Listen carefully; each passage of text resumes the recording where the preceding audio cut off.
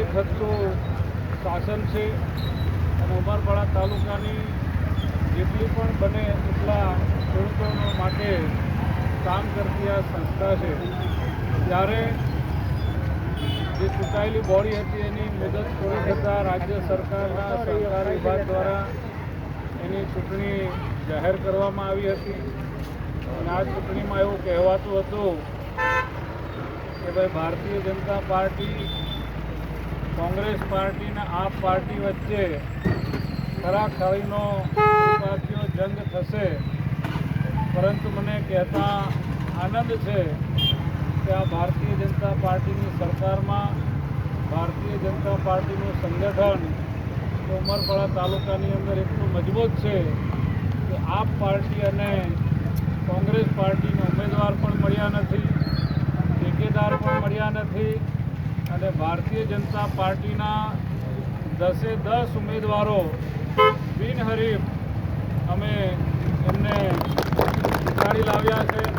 એટલે આજના તબક્કે હું રાજ્યના મુખ્યમંત્રી શ્રી ભૂપેન્દ્રભાઈ પટેલ સાહેબનો પણ આભાર માનું છું. અમારા ભારતીય જનતા પાર્ટીના નવા વરાયેલા પ્રદેશ અધ્યક્ષ જગદીશભાઈ વિશ્વકર્માજીનો પણ અમે આભાર માનીએ છીએ કે ઉમરપાડાની એપીએમસીની ચૂંટણીમાં ભારતીય જનતા પાર્ટીનો ભગવો લહેરાયો છે અને ઉમરપાડા તાલુકાના મતદાર ભાઈ બહેનોનો પણ આજના તબક્કે ખૂબ ખૂબ આભાર માનીએ છીએ કે ભારતીય જનતા પાર્ટી ઉપર વિશ્વાસ કરીને 10 અમારા ઉમેદવારોને બિનહરીફ કર્યા છે. બદલ મતદારોનો પણ આભાર માનીએ.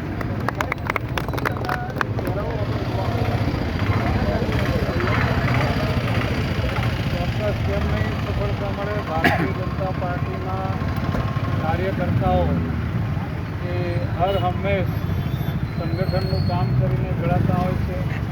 વર્ષોથી ઘણા બધા સરકારની જવાબદારી પણ નિભાવી ચૂક્યા છે. તાલુકા પંચાયત સભ્યોની પણ જવાબદારી નિભાવી ચૂક્યા છે.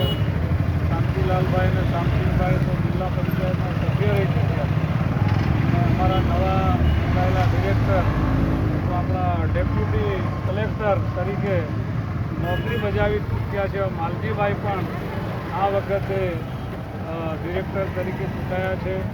એ સિવાય પણ તમામ કાર્યકર્તાઓ ભારતીય જનતા પાર્ટીમાં 10-15 વર્ષથી જોડાઈને અનેક વિકાસના કામો કરીને અહીંયા સુધી પહોંચ્યા છે. એટલે તમામ ડિરેક્ટરોને પણ હું સમગ્ર ભારતીય જનતા પાર્ટીનો ખૂબ ખૂબ અભિનંદન આપું. બોલો ભારત માતા કી જય. ભારત માતા કી જય.